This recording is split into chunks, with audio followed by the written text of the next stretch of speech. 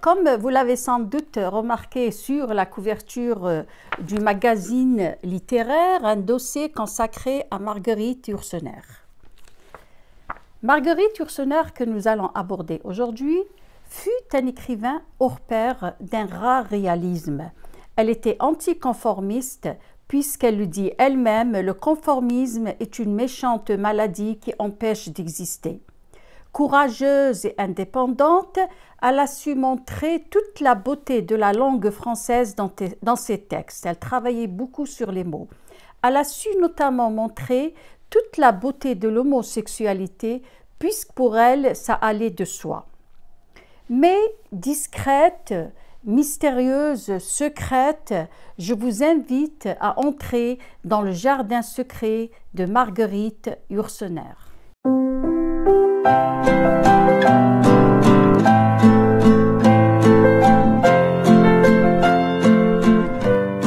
Née en 1903 en Belgique d'un père français issu de l'ancienne bourgeoisie et d'une mère belge, elle issue de la noblesse. Mais elle grandit auprès de sa grand-mère Noémie Dufresne. Elle fait d'elle un portrait très dur dans son livre Les Archives du Nord et partage son temps dans le château familial à Montnoir dans le nord de la France et les étés dans l'hôtel particulier de sa grand-mère à Lille. Marguerite Yourcenar découvre et apprivoise très tôt son homosexualité, mais elle tombe amoureuse de l'écrivain et éditeur André Herniaux. Or celui-ci est homosexuel. Cette histoire, ce qui n'arrange pas les choses pour elle. Cette histoire ou cette relation va lui inspirer de très beaux monologues de feu. Un livre sur le désespoir amoureux et les souffrances sentimentales.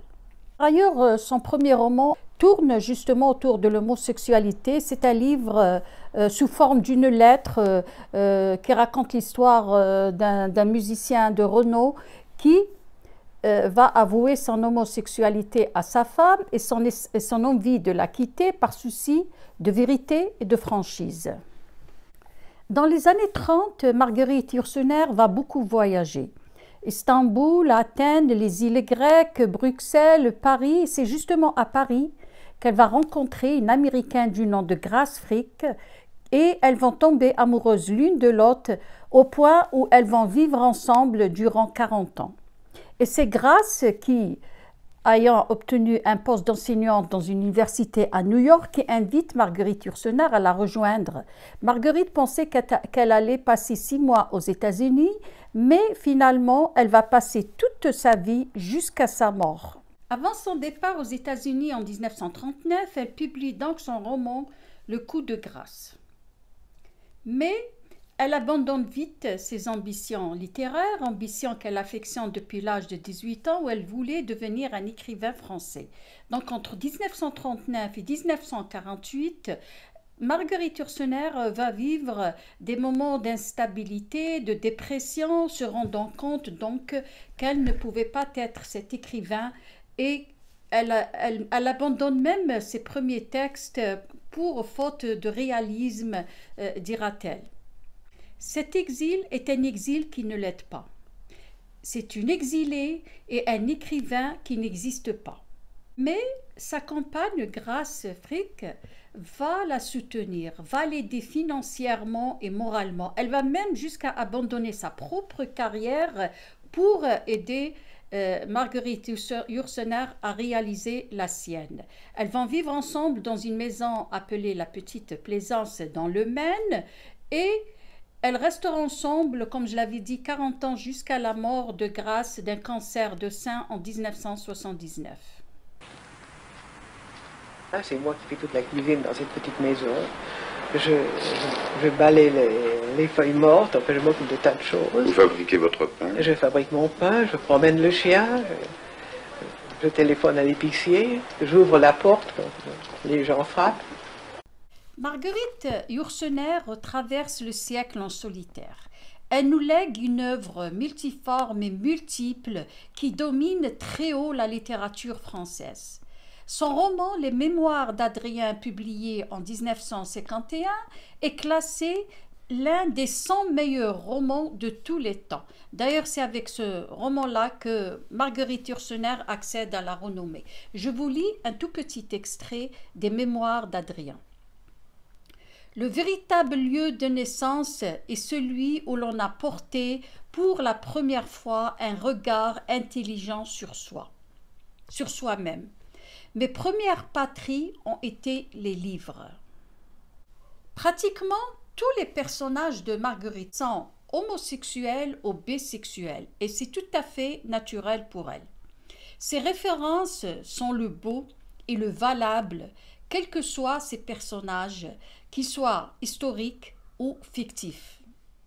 Marguerite Yourcener nourrit son jardin secret avec la passion de l'écriture, la passion pour sa campagne Grasse-Fric, mais aussi une passion méconnue, le dessin. Donc c'est grâce à Sue Lonoff qui va publier ou qui va ramasser quelques 300 esquisses de Marguerite Yourcener. Il est publié dans un livre intitulé Dessins et griffonnages de Marguerite Yourcener qui est sorti chez Gallimard. Dans ses œuvres, comme Le labyrinthe du monde, Marguerite Yourcener a su explorer le récit autobiographique, comme elle a su notamment explorer si bien les récits nomades, quels que soient les lieux et les temps traversés, d'un genre à un autre, elle a su créer sa mythologie personnelle. Dans ses lettres, par contre, nous retrouvons une part méconnue ou une autre image de Marguerite Yourcener qui est en avance sur son temps puisqu'elle se préoccupe de la nature, de l'environnement, de la protection des animaux et elle a un intérêt certain pour la diversité de la vie. Marguerite Yourcener, la première femme à siéger à l'Académie française en 1980.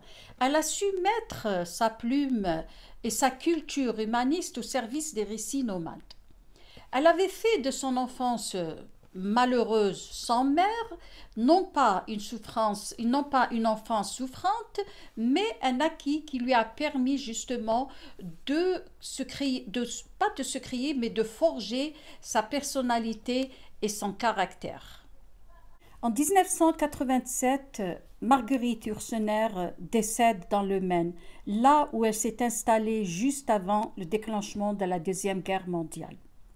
Elle laisse derrière elle une œuvre mémorable, une œuvre à revisiter et je vous conseille vraiment les Mémoires d'Adrien qui reste une œuvre d'une grande facture. Bien sûr, lire les autres œuvres d'elle est aussi judicieux comme Le Coup de grâce, le premier roman qui, à travers lui, on va découvrir vraiment l'écrivaine qui allait venir, l'écrivaine qui allait devenir l'une des meilleures écrivaines de notre temps.